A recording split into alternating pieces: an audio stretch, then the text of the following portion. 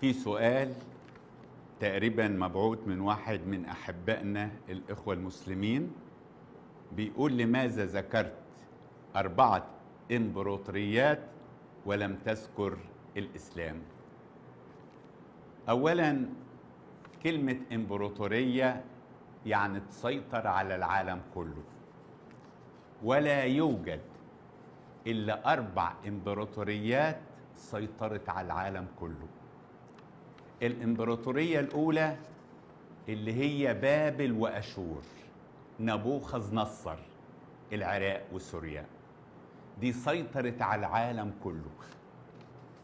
لما سقطت الإمبراطورية اللي بابل وأشور، قامت الإمبراطورية رقم 2 فارس ومادي، إيران، وسيطرت على العالم كله. لما سقطت فارس ومادي، قامت الإمبراطورية اليونانية، اسكندر المقدوني اللي احنا بنلقبه اسكندر ذو القرنين، وسيطر على العالم كله. آخر إمبراطورية سيطرت على العالم كله هي الإمبراطورية الرومانية.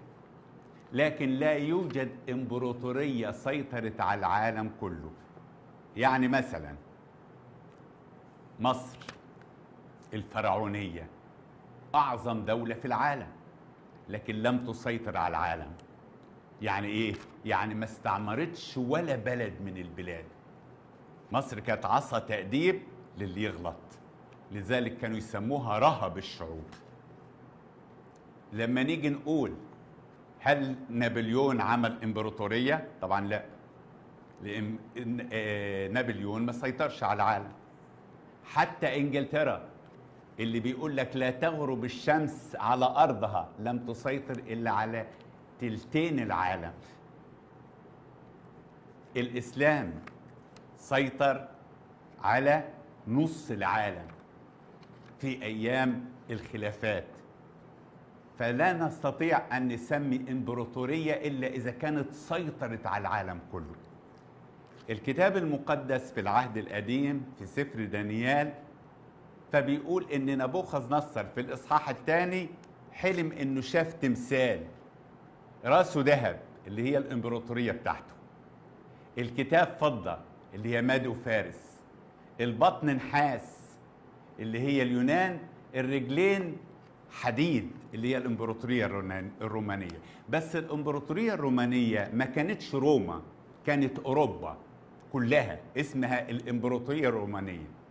اتقسمت إلى 10 دول، عشان كده يقول لك أصابع الرجلين من حديد وخزف. فأنا صاحب السؤال لم أغفل، لأني لم أتكلم عن مين اللي سيطر على أجزاء أكتر في العالم، لكن أنا بتكلم على الإمبراطوريات اللي سيطرت على العالم كله. وهنا أنا أسألك سؤال: هل الإسلام في يوم من الأيام العالم كله كان خاضع ليه؟ لا. هل المسيحية؟ طبعا لا. ده المسيحية المسيح بيقول لهم لا تخف أيها القطيع الصغير. هل إنجلترا سيطرت على العالم كله؟ برضو لا.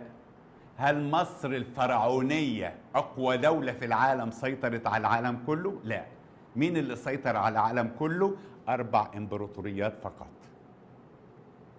نبوخذ نصر، بابل وأشور، العراق وسوريا، ودول بلاد عربية دلوقتي. مادي وفارس اللي هي إيران، ودي بلاد إسلامية دلوقتي، كانت مسيطرة على العالم كله.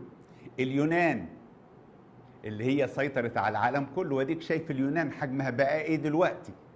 وبعد كده الإمبراطورية الرومانية اللي هي اتقسمت ونفسهم يجتمعوا، عملوا سوق دول أوروبية، وعملوا وحدوا الفيزا، وحدوا العملة اليورو. وعلى فكرة كلمة يورو يعني وحش، كلمة يورو يعني وحش، يوروبيان يعني أرض الوحش، أوروبا يعني أرض أرض الوحش.